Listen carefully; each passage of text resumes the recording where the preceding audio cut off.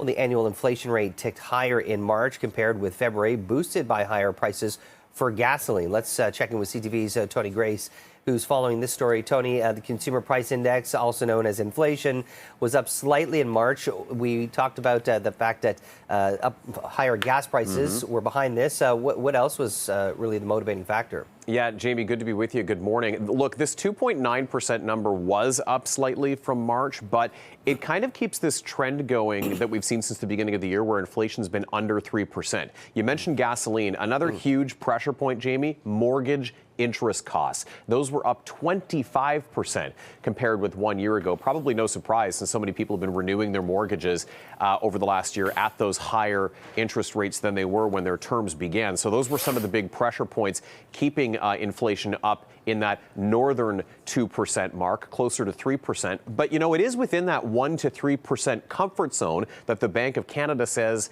it's looking for in order to start bringing those high interest rates back down again. So, you have to remember back in June of 2022, inflation was at 8%.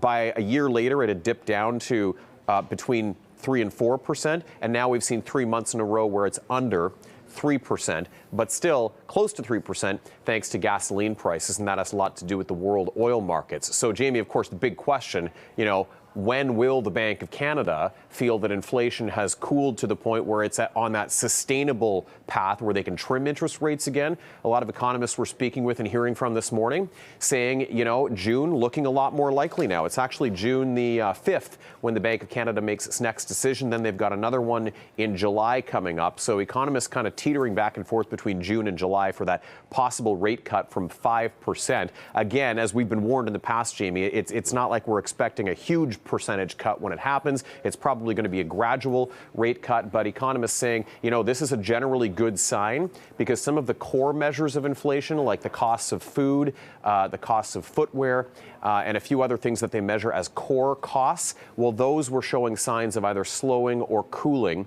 even though gasoline was way up. So a generally good read, Jamie, this morning, and a general sort of looking into the crystal ball toward June as a possible interest rate cut with the inflation rate the way it is now for 3 months. Yeah, it'll be interesting to see if there's any surprises in the budget as well. CTV's Tony Grace, we appreciate that update. Thank you. You bet. Thanks, Jamie.